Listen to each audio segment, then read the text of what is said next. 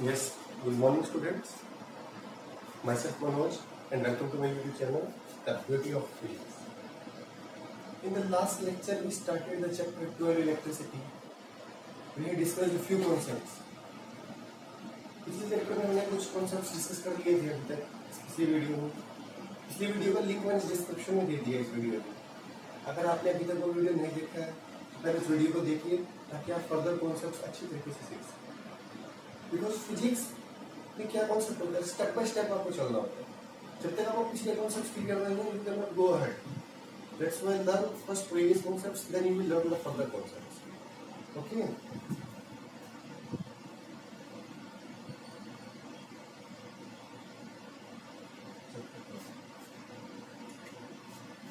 Last video में discuss कर लिया था कि electric current is obtained when in the circuit there is a cell और बैटरी, और I should say some external agent is there. Discuss किया था हमने बिल्कुल थोरोली। नहीं देखा है तो फिर देखिए लास्ट वीडियो जाकर। आप पिछली वीडियो नहीं देखी इसलिए कौन सा क्लियर नहीं होता है। लास्ट वीडियो में हमने ये सिनेरियो देखा था कैसे फ्री इलेक्ट्रॉन्स डिफरेंट डायरेक्शंस में मूव करते रहते हैं in the influence of the cell और आई शुड से बैटरी। जैसे हमने कोरिलेट किया था कि 4 students are allowed to move outside the classroom from each class. हमने डिस्कस किया था अगर पीटीआई सर नहीं है तो they will move in different directions, कोई डिसिप्लिन नहीं होता। तो डिसिप्लिन को मेंटेन करने के लिए एक्सटर्नल एजेंट की रिक्वायरमेंट है, और वो एक्सटर्नल एजेंट कौन होगा? पीटीआई सर और डीपी सर। सेम यहाँ पर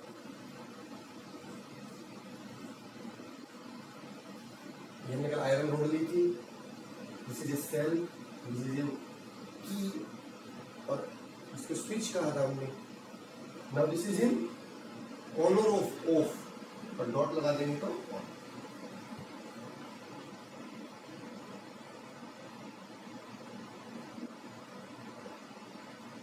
हमने डिस्कस किया था ऐसे जो स्विच ऑन हो जाएगा उस टाइम पे ये अपना रोल प्ले करना स्टार्ट कर देगा। इलेक्ट्रॉन नेगेटिव चार्ज पार्टिकल्स है, इसमें पॉजिटिव करने में क्या करेगा? अट्रैक्ट, इलेक्ट्रॉन्स की तरफ चलना स्टार्ट कर देंगे इस तरह।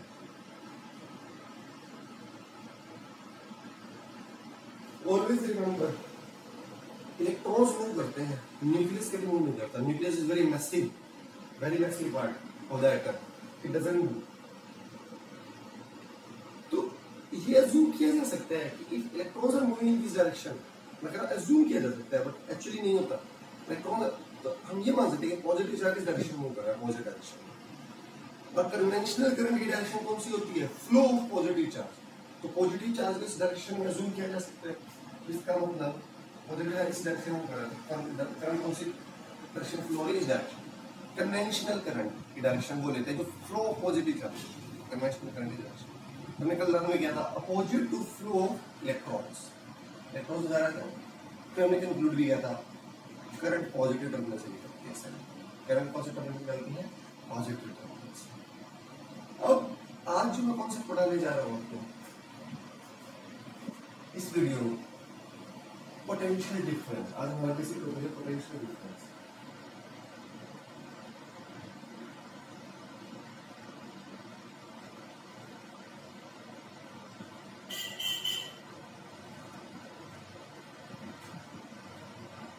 आज मैं यही कॉन्सेप्ट, आज मैं पीटीएस वाला कॉन्सेप्ट आज मैं सर से कोरिलेट करूंगा क्लासरूम वाले टीचर से, और इस कंडक्टर को कोरिलेट करूंगा क्लास में स्टूडेंट से, जो स्टूडेंट क्लास के अंदर है उससे कोरिलेट करता हूं। आप मुझे ये बताइए एक बात, अगर किसी क्लास में, किसी क्लासरूम के अंदर सपोज 10 स्टूडेंट्स, कितने स्टूडेंट्स होते हैं? 10 स्टूडेंट्स। और अगर टीचर ही अवेलेबल ना हो तो क्या बच्चे पढ़ेंगे? Will be study. अब लॉकडाउन चल रहा है आजकल सीजन में, लॉकडाउन चल रहा है कोरोना वायरस की वजह से। Every school is providing online classes. क्यों? अगर ऑनलाइन क्लासेस में प्रोवाइड की जाती तो क्या होता? क्या आप लोग घर पर पढ़ रहे होते? बिल्कुल भी नहीं। कि अब ई लर्निंग इसलिए प्रोवाइड की जा रही है ताकि घर से भी आप लोग पढ़ाई कर सकें। तो टीचर की अवेलेबिलिटी हो उसके यहाँ पर ऑनलाइन क्लासेस प्रोवाइड कराई जा रही है, क्योंकि परफॉर्मेंस को मेंटेन रखने के लिए स्टूडेंट्स की परफॉर्मेंस को मेंटेन रखने के लिए टीचर की रिक्वायरमेंट है, और टीचर आज ऑनलाइन क्लासेस प्रोवाइड करा रहे हैं आप, टीचर की रिक्वायरमेंट है। सेम यहाँ पर होता है, करंट को मेंटेन करने के लिए, जैसे क्लास में क्या मेंटेन करनी होती है आपकी परफॉर्मेंस, बच्चों को इंटेलिजेंट को और ज्यादा इंटेलिजेंट बनाना है, जो एवरेज है उसको और ऊपर लाना है, तो मैं करंट को कोरिलेट करूंगा परफॉर्मेंस से। कॉन्सेप्ट ध्यान से सुनना, बहुत बढ़िया हो जाएगा, ऑन फ्लोर में मजा आएगा पढ़ने में। Current is like performance and cell is like teacher. Okay, current को मेंटेन करने के लिए क्या चाहिए हमें? सेल। जैसे स्टूडेंट्स परफॉर्मेंस को मेंटेन करने के लिए क्या चाहिए हमें? टीचर। ओके, अब मैं जब सर्किट में सेल लगा देते हैं, जैसे क्लास में टीचर आ गए, टीचर ऐसा क्या करता है क्लास में, अभी परफॉर्मेंस मेंटेन होती है, और क्लास में टीचर ना आए, सपोज 2 मंथ्स के लिए टीचर नहीं आ रहा, 2 महीने से, तो आप लोग की परफॉर्मेंस डाउन हो जाती है, आप लोग पढ़ते ही नहीं है। जैसे अगर आज ऑनलाइन क्लासेस ना होते तो आप बिल्कुल नहीं पढ़ रहे। ऐसा क्या करता है टीचर? टीचर रेगुलरली आप पर मेहनत करता है, अपनी एनर्जी वेस्ट करके इवैल्यूएशन करता है, आपके ऊपर अपनी एनर्जी स्पेंड करता है, आपको होमवर्क देता है और होमवर्क का इवैल्यूएशन करता है, उसमें गलतियां निकालता है।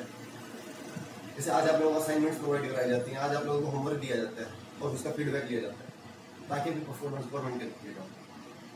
जैसे टीचर अपनी एनर्जी स्पेंड करता है आपकी परफॉर्मेंस को मेंटेन करने के लिए, उसी प्रकार सेल करंट मेंटेन करने के लिए क्या करता है? अपनी एनर्जी स्पेंड। और जब कोई कुछ भी अपनी, जैसे टीचर अपनी एनर्जी स्पेंड कर रहा है तो उसकी एनर्जी डिक्रीज होगी, वैसे सेल जब अपनी एनर्जी स्पेंड कर रहा है तो उसकी एनर्जी भी डिक्रीज होगी। तो energy of cell keeps on decreasing as it is connected in the circuit. तो आपको पता ही है, जब सेल को आप अपनी किसी सर्किट में लगा कर रखेंगे तो कुछ टाइम के बाद वो कंज्यूम हो जाता है, बिल्कुल खत्म हो जाता है, फिर आप उसको चेंज कर देते हो। जैसे आप क्लॉक में करते हो, घड़ी में करते हो, सेल लाते हो, ड्राई सेल डालते हो, कुछ टाइम के बाद वो खत्म हो जाता है, जैसे आपने एनर्जी सेल स्पेंड कर दी, फिर उसके बाद आप क्या करते हो? उसको रिप्लेस कर देते हो, दूसरा सेल लगा देते हो। तो अब यहाँ पे थोड़ा फिजिक्स के टर्म में बात करता हूँ। सेल ऐसा क्या करता है? Cell is like what? Teacher. क्या करता है? अपनी एनर्जी स्पेंड करता है। सेल क्या करता है? अपनी एनर्जी स्पेंड किस में करता है? जैसे टीचर ने तो बता दिया आपको, आएगा, पढ़ाएगा, लेक्चर डिलीवर करेगा, मेहनत करवाएगा, आपके असाइनमेंट चेक करेगा, आपका होमवर्क इवैल्यूएट करेगा, समझाएगा आपको। ये किस एनर्जी स्पेंड करता है? ये एनर्जी स्पेंड करता है इलेक्ट्रॉन्स को मूव करवाने में। हमने देखा था जब तक स्विच ऑफ था इलेक्ट्रॉन्स रैंडम डायरेक्शन में जा रहे थे, जैसे स्विच ऑन हो गया, सेल का रोल हो गया, सेल सर्किट में आ गया, ये इलेक्ट्रॉन्स को डेफिनेट डायरेक्शन में मूव करवाएगा। तो ये इलेक्ट्रॉन्स को मूव करवाने में अपनी एनर्जी स्पेंड करेगा, इलेक्ट्रॉन्स को मूव करवाने में अपनी एनर्जी स्पेंड करेगा। इस सिचुएशन को आप ऐसे कोरिलेट कर सकते हो, if we have some object, अगर हमारे पास ऑब्जेक्ट है, क्या ये नीचे से ऊपर अपने आप आ सकता है?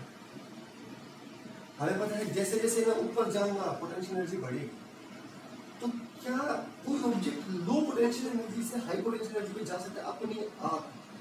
if there is some object can it move to higher height by itself? never।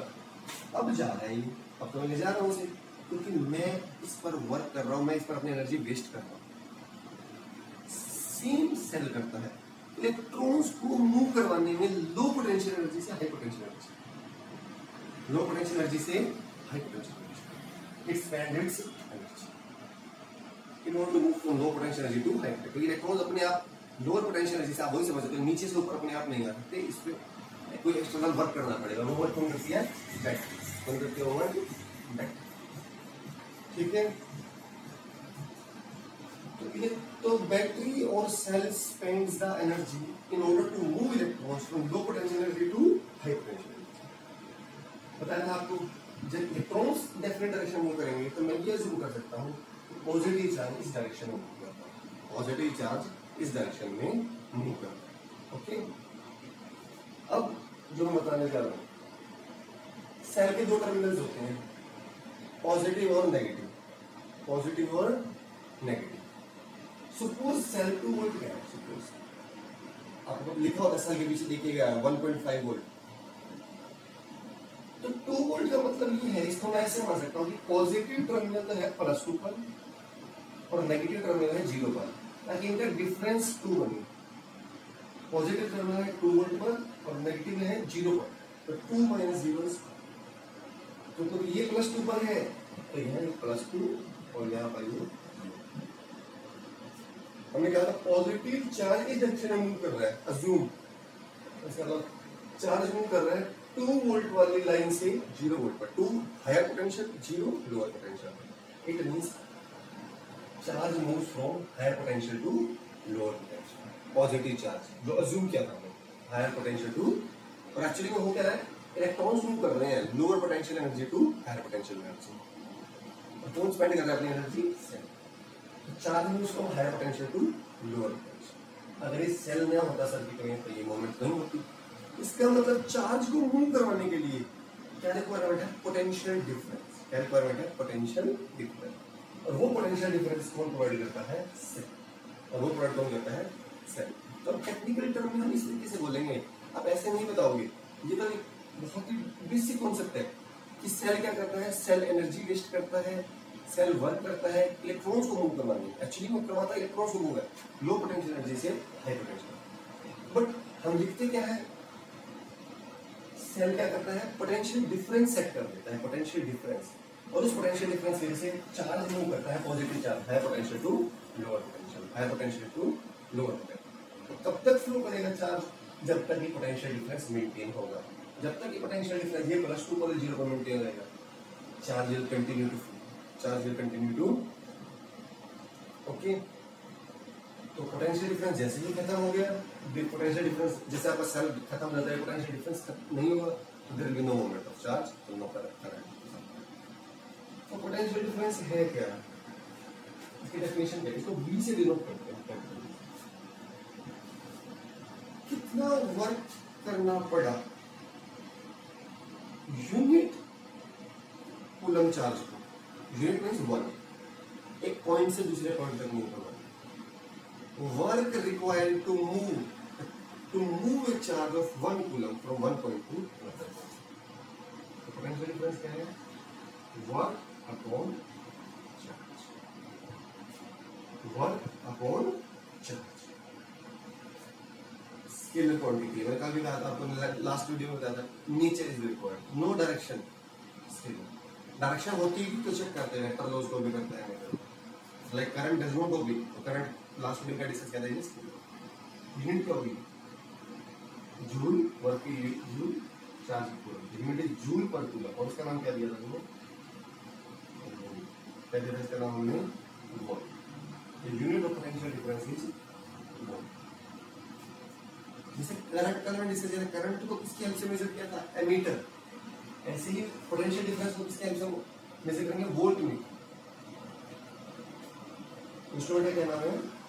Volt. Current की यूनिट एम्पियर थी तो एमीटर, उसकी यूनिट वोल्ट है तो वोल्ट मीटर। एमीटर को कैसे कनेक्ट किया था सर्किट में? सीरीज में। कैसे कनेक्ट किया था? सीरीज में। इसको कैसे कनेक्ट करेंगे? पैरेलल। कैसे कनेक्ट करेंगे? पैरेलल। आज मैं आपको बताता हूँ सीरीज पैरेलल होता क्या, थोड़ा सा डिस्कस करते हैं, बाकी तो हमें थोड़ा पढ़ना है सीरीज पैरेलल क्या होता है। ठीक है, I hope clear. If any doubt write in the comment box. आप वीडियो एंड तक देखते ही नहीं है, that is the most major problem. That's why you don't have comment, that's why you don't have problem, and that's why you don't mention the comments. Video को last तक देखिए, last तक देखिए, मजा आएगा वीडियो को। बट मैं कहता पेशेंस रखिए, आप मुझे देखते हैं ठीक है, फटाफट से स्किप कर दिए, वीडियो को लास्ट तक देखिए। अब कुछ मैं सर्किट सिंबल्स डिस्कस कर लेता हूँ। पेपर में आता नहीं है बट न्यूमेरिकल्स करने के लिए सर्किट सिंबल आना चाहिए knowledge.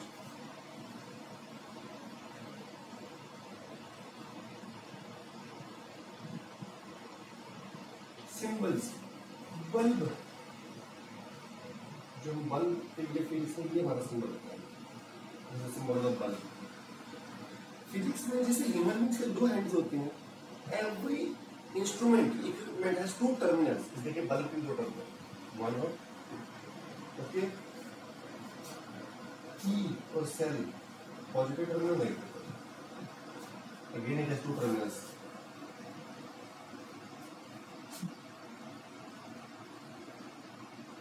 Cell. This is key or switch, again two terminals. Now in off state. Off है भी डॉट नहीं है विषय. Emitter. Emitter. करंट कितने से करता है? Two terminals. पॉजिटिव में वोल्ट मीटर.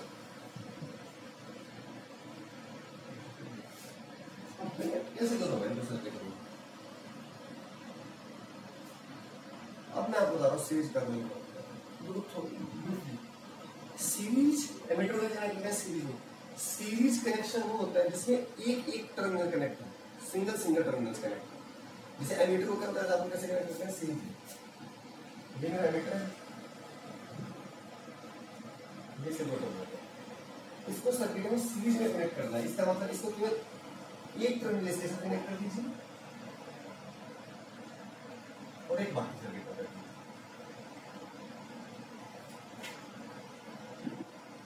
कनेक्ट करना है इनको तो आपस में वायर्स कनेक्ट कर दीजिए.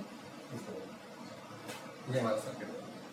वोल्ट मीटर का सही कनेक्ट करना है पैरेलल में. किसके पैरेलल में करना है? अप्लायंस के, जो बल्ब है. पैरेलल होता है दोनों टर्मिनल्स को कनेक्ट कर दीजिए, दोनों दोनों. वोल्ट मीटर को इसके साथ पैरेलल में करना है तो इसके दोनों टर्मिनल का देख यहाँ पर ऐसे. तो वोल्ट मीटर में दोनों टर्मिनल्स कनेक्ट होते हैं और सीरीज में एक एक सिंगल सिंगल टर्मिनल कनेक्ट होते हैं. Okay. Now I'm going to start a very important law of this chapter, which is Ohm's law. Very important law.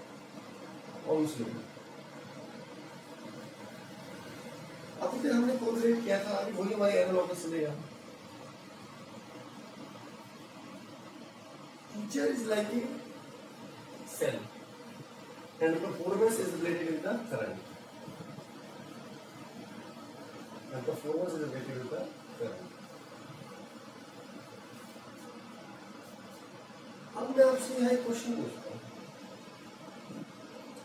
एक क्लास में 10 बच्चे थे. आपकी क्लास में कितने भी हो सकते हैं? सभी 10 स्टूडेंट्स को सेम फैसिलिटी दी जाती है क्लास में. सभी को डेस्क प्रोवाइड कराए जाते हैं, सभी को प्रॉपर सीटिंग दी जाती है, सभी को हर प्रॉपर फैसिलिटी दी जाती है, ट्रांसपोर्ट प्रोवाइड कराया जाता है. किसी के साथ कोई पार्शियलिटी नहीं है. सेम टीचर आता है क्लास में, सेम कंटेंट पढ़ाता है, सभी बच्चों पर इक्वल मेहनत करता है, अपने बराबर एनर्जी स्पेंड करता है. क्या सब बच्चों की परफॉर्मेंस बराबर आती है? नहीं. नहीं. किसी की परफॉर्मेंस ज्यादा तो किसी की.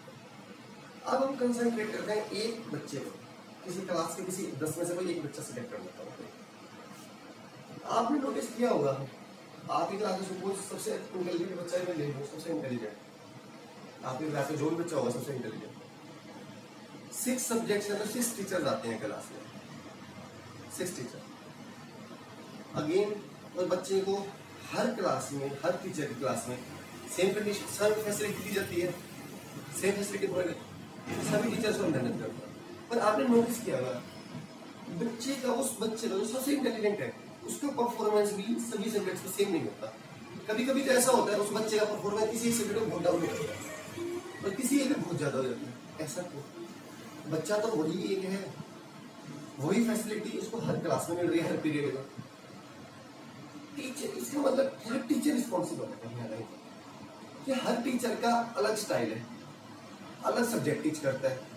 हो सकता है किसी सब्जेक्ट में बच्चे का इंटरेस्ट ना बनता हो, या किसी टीचर का टीचिंग स्टाइल अच्छा ना हो, कोई टीचर उसका इंटरेस्ट ना जनरेट कर पाओ. तो मतलब उसी बच्चे का परफॉर्मेंस, बच्चा सेम है, उसी बच्चे का परफॉर्मेंस डिफरेंट टीचर्स के सब्जेक्ट में डिफरेंट है, डिफरेंट टीचर सब्जेक्ट में डिफरेंट.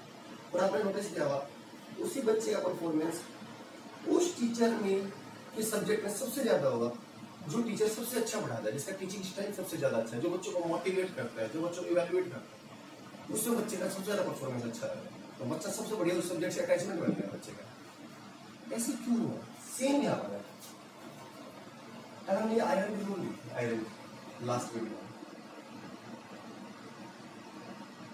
ये हमारी बच्चे की तरह स्टूडेंट की है और परफॉर्मेंस जैसे बच्चे की हमने क्या स्टडी की थी, परफॉर्मेंस, तो इसमें क्या स्टडी कर रहे हैं, करंट। इसमें क्या स्टडी कर रहे हैं, करंट। करंट इस पर सेल इज लाइक टीचर। अगर मैं आपकी सिंपल सा क्वेश्चन है, 2 वोल्ट की जगह अगर मैं 8 वोल्ट की बैटरी लगा दूं तो क्या होगा? जैसे 2 वोल्ट वाली बैटरी को मैंने रिप्लेस कर दिया, फर्स्ट टीचर चला गया और सेकंड टीचर आ गया जो पहले वाले से ज्यादा बेटर है, जिससे टेक्निक बहुत अच्छा, देखिए ये 8 वोल्ट, तो क्या उसमें परफॉर्मेंस बहुत अच्छी है कि बच्चे की? यहाँ परफॉर्मेंस का मतलब क्या है, करंट। तो क्या इसमें करंट पहले की कंपैरिजन में बहुत ज्यादा आएगा? सेम। जैसे अब इसमें टीचर के सब्जेक्ट में परफॉर्मेंस बहुत बेस्ट आएगा बच्चे। तो जितना स्ट्रॉन्ग टीचर उतना स्ट्रॉन्ग परफॉर्मेंस, जितनी स्ट्रॉन्ग बैटरी उतनी स्ट्रॉन्ग परफॉर्मेंस, मतलब करंट। तो जितनी स्ट्रॉन्ग बैटरी, मतलब बैटरी को हमने किससे कैरेक्टराइज किया था, पोटेंशियल डिफरेंस से। जितनी वोल्टेज ज्यादा होगी बैटरी की उतनी ज्यादा करंट आएगी। Simple simple. जितना स्ट्रॉन्ग टीचर उतनी स्ट्रॉन्ग परफॉर्मेंस। टीचर का मतलब बैटरी, जितनी स्ट्रॉन्ग बैटरी उतनी ज्यादा करंट, और बैटरी का स्ट्रॉन्ग मतलब जितना ज्यादा पोटेंशियल डिफरेंस उतनी ज्यादा current. This is nothing but Ohm's law. ठीक है, Ohm's law.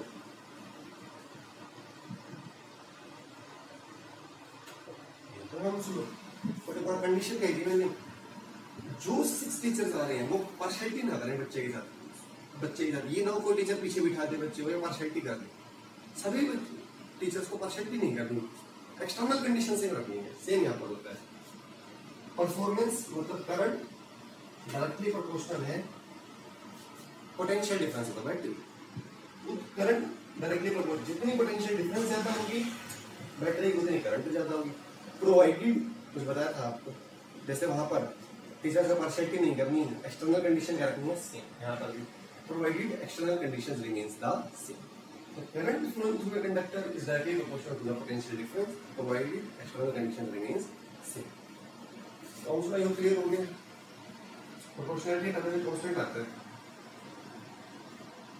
I is equal to V upon R। यहाँ पर 1 upon R आता है कांस्टेंट, और क्रॉस कर दीजिए, V is equal to, this is Ohm's law, mathematical form of Ohm's law।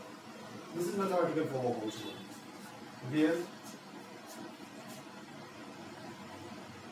R क्या है, constant of proportionality,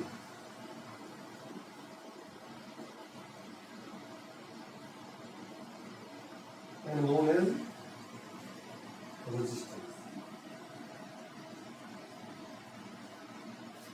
known as resistance। अब हम इस पर स्टडी करेंगे रेजिस्टेंस क्या होता है, constant of proportional known as resistance. Resistance को हिंदी में कहेंगे रुकावट, बाधा। आपने ये नोटिस किया होगा, अगर आप क्लास के सबसे इंटेलिजेंट स्टूडेंट हैं तब भी, और नहीं है तो उसको देखना तब भी। जब भी डिफरेंट टीचर्स क्लास में आते हैं, क्लास में सबसे इंटेलिजेंट बच्चा भी सबसे पहली बात तो ये कहता है यूजुअली, सर आज मन नहीं है, सर प्लीज आज थोड़ा पढ़ाना, सर आज प्ले के लिए ले चलो, सर आज ये नहीं, सर आज लेबोरेटरी ले चलो।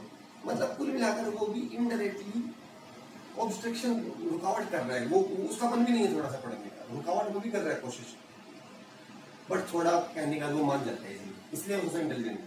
बट वो भी कुछ रुकावट करता है, उसकी भी वो भी स्टार्टिंग में कोशिश करेगा कि आज ना पढ़ाइए क्लास में, तो बढ़िया मजा आ जाए, आज तो आज हम मौज करेंगे, बढ़िया क्लास एंजॉय करेंगे। तो ये प्रॉपर्टी जिसकी वजह से वो अपोज कर रहा था पढ़ने का बच्चा, यहाँ पे कौन है बच्चा, ये मटेरियल। तो वो प्रॉपर्टी मटेरियल की जिसकी वजह से वो अपोज करेगा, इसका इसमें क्या फ्लो नहीं है, करंट के फ्लो का, उसे बोलते हैं resistance. It is a property of the material to oppose the flow of current through, is called resistance, is called resistance. अब यहाँ पर एक मिनट रेजिस्टेंस का सिंबल देख लेते हैं। रेजिस्टेंस अगर आपको रुकावट है, ये सिंबल होता है रेजिस्टेंस का। ये जिग-जैग सा पाथ है, उबड़ खाबड़, फ्लैट नहीं दिखाते, फ्लैट का मतलब तो कोई प्रॉब्लम ही नहीं है कि करंट को, ये उबड़ खाबड़, ये क्या दिखा रहा है कि रुकावट आने वाली है। This is symbol for resistance, this is symbol for resistance. अब एक काम आती है यहाँ पर variable resistance.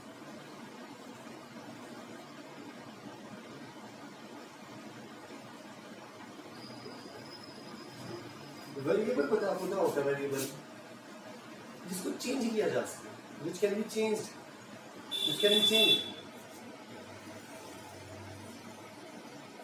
This is resistance, this arrow, this is the symbol for variable resistance. क्या नाम होता है resistance. तो एक कंपोनेंट जो अपने रेजिस्टेंस को चेंज कर सकता है, जो अपने रेजिस्टेंस को चेंज कर सकते हैं, उसे क्या बोलते हैं वेरिएबल रेजिस्टेंस और रियोस्टेट. ये करंट को रेगुलेट करने का काम आता है सर्किट में. करंट को रेगुलेट करने का मतलब पीछे से वोल्टेज बढ़ रही है तो करंट को डिक्रीज कर देगा, पीछे से वोल्टेज कम हो गया तो करंट को इंक्रीज कर देगा. जैसे यहां से देखो आर निकालिए, आई निकालिए, आई क्या होगा ये हो, ये अपने रेजिस्टेंस को इंक्रीज और डिक्रीज कर सकता है depending on the external voltage. अगर पीछे से वोल्टेज हाई आ गई तो ये रेजिस्टेंस अपनी बढ़ा लेगा, इंक्रीज कर लेगा, current will be again same. और पीछे से वोल्टेज कम हो गई, जो आपके घर में वोल्टेज आ रही है पीछे से, तो रेजिस्टेंस को कम कर देगा. Current remains same, current remains same. I hope clear. Again, children, if you have any doubt, in any portion, write in comment box. And please see the complete video. Okay, video पसंद आया तो like कीजिए, share कीजिए अपने दोस्तों के साथ, अपने साथियों के साथ. और चैनल पर फर्स्ट टाइम है तो सब्सक्राइब जरूर कीजिए ताकि न्यू एजुकेशनल वीडियोस के नोटिफिकेशन आपको मिल सके. Thank you so much.